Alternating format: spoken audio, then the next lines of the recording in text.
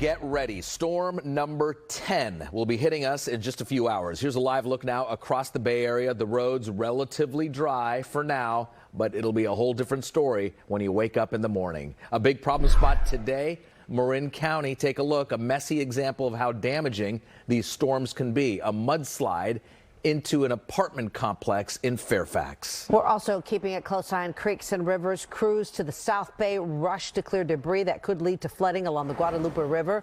Right now, evacuation warnings near the Uvas Reservoir near Morgan Hill are in place.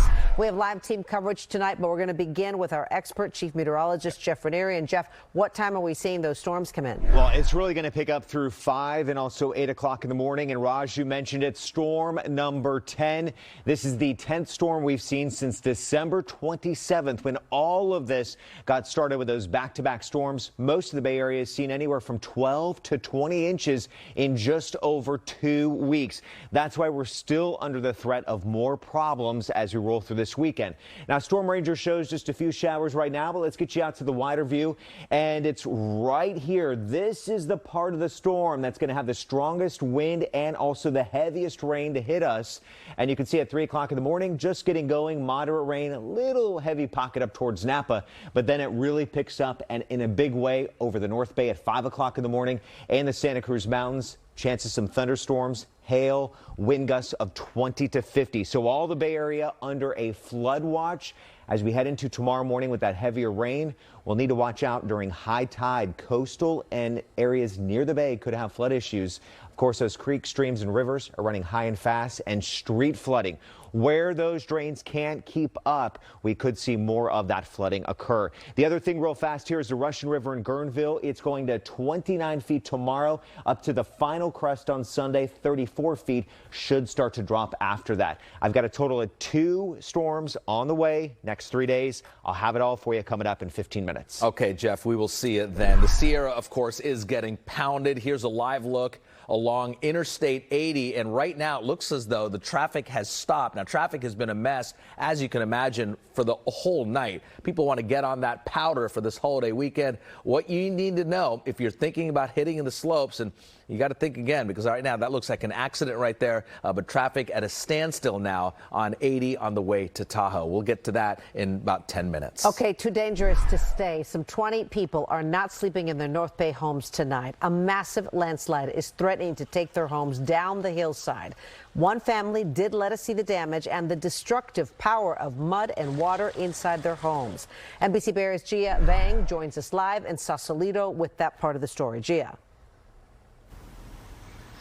Well, Jessica, this intersection on Donahue near the 101 is notorious for flooding. That's why the Marin County Office of Emergency Management put out this flashing sign behind me reminding people this is a flood zone, that strong storms are coming. But warnings couldn't prepare one Fairfax family for what they're enduring right now. Mounds of mud, the root of a tree, all where it shouldn't be. This is what is now the inside of Lovely Wine's home, where she lived for about 3 years after spending some time of her life unhoused. This is the first place that I've ever had that I actually felt safe in, and first yard.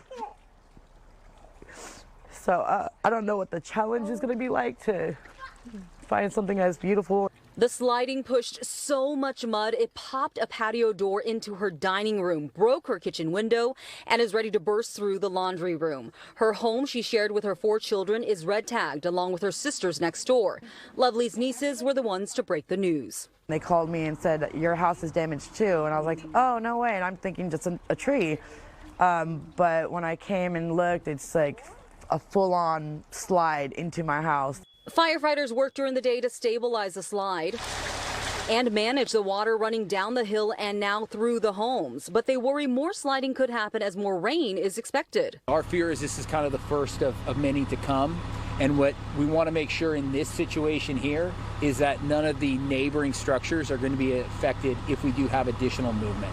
So that's where we're going to be, out of an abundance of caution, evacuating even some of the structures that are not being directly impacted by the flow. That's 19 people in this complex and 12 pets. So in the dark tonight, it's about grabbing as many of their items as they can fit into Lovely's van. Now I feel like I'm right back where I started, but with 4 extra humans. It's definitely bringing up a lot of memories and fears of not being able to get rehoused. Lovely says she wasn't financially prepared for this, really uncertain if she'll ever be able to get back into that home. Right now, the county has put her and her family up in a hotel room in Terra Linda. Live in Marin County, Gia Vang, NBC Bay Area News. It's difficult for a lot of people. Gia, thank you. On the peninsula now, a major update to that giant sinkhole on Highway 92. This is near San Mateo. This is the main connection between the Silicon Valley and Half Moon Bay. Caltrans tells us 92 will reopen partially on Monday. This is great news for Half Moon Bay and the coastal communities. Again, Monday, 92 will reopen with limited lanes. Well, not just flooding and sinkholes, we also have rats. Pest control companies say their phones are ringing off the hook as rodents find shelter in cars and homes. NBC Bay Area Stephanie Magallon has the story that's new at 11. As the storms drench the Bay Area, cities are scrambling and wildlife is seeking shelter, even rats. Look at that. Perfect rat's nest. I mean, it's just disgusting. It's they're, you know, you worry about them chewing the wires in your car and whatnot. Okay, this is Rats in My Engine, part 75. Sandy Thompson says she's had to remove rat nests from her engine 3 days in a row.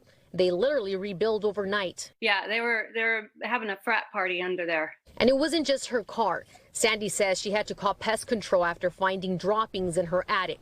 A wild situation escalating across the region. I'm getting about 70 calls a day. Rapid Rodent Removal says clients are paying thousands of dollars to repair rodent damage in their vehicles, and they're finding colonies inside homes. They're traveling through the plumbing walls and making a lot of noise in between walls, which is actually keeping people up, and they're making it into the kitchens basically because people have cat and dog food.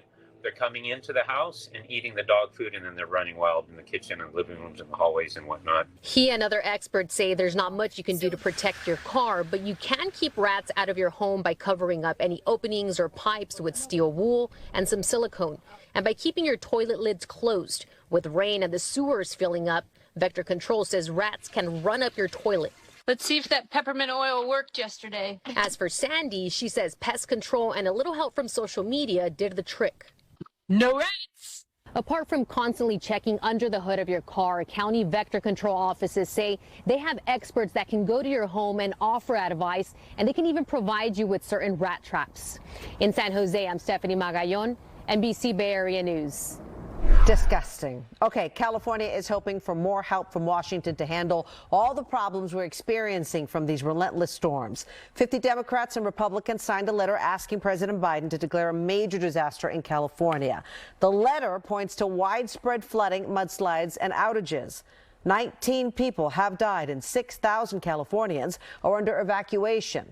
Over the weekend, the president did approve an emergency declaration, but declaring a major disaster makes additional federal funding available to help with long-term recovery. Now, the storms that continue to pummel us here are threatening to trigger enough flooding to actually turn the Monterey Bay Peninsula into an island.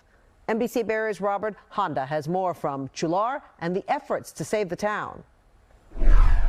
The Salinas River surged to about 24 feet and finally broke through levees this week near the Chular River Bridge, sending a torrent of floodwater into local communities. This is the view from Sky Ranger Thursday, water engulfing homes and vehicles in its path, threatening to turn the Monterey Peninsula into an island by cutting off the major roadways. 9 school districts called off classes, and the situation looked bleak. Some people from the county came in. They told us, you guys might need to evacuate sometime soon. But this morning, the storm eased off and an expected mandatory evacuation turned into an evacuation warning. They've been telling us now that we're still on flood warning and that maybe Saturday, Sunday, if the water keeps rising, which they said they will, hopefully it doesn't. Emergency officials say the Salinas River could rise another 2 or 3 feet, and it has been a bit unpredictable, cresting at different times. Water rescue teams from Oakland and Menlo Park are here, standing by just in case. The Menlo Park Fire District is a Cal OES water rescue team, and we have 10 members on this team here today. We have several different types of boat platforms that are available depending on the conditions. Cal fire agencies are also monitoring the river to adjust any evacuation plans fast. We're working in cooperation with Cal OES and the USGS to give our folks the most up-to-date information. And based off the flow of the river, we're trying to give them at least a 4-hour lead time for evacuations. 4 hours might not seem like much time to grab all your belongings, especially if the evacuation alert happens at night, like at this hour. But it could be adequate because so many people here told us they're already packed and ready to leave. In Chular, Robert Handa, NBC Bay Area News. Robert, thank you. Our NBC team is busy posting photos and videos as all these storms move through the Bay Area. We want to see what it looks like in your neighborhood. Send us your pictures and videos of the weather conditions. Tag NBC Bay Area, and we might put them on air.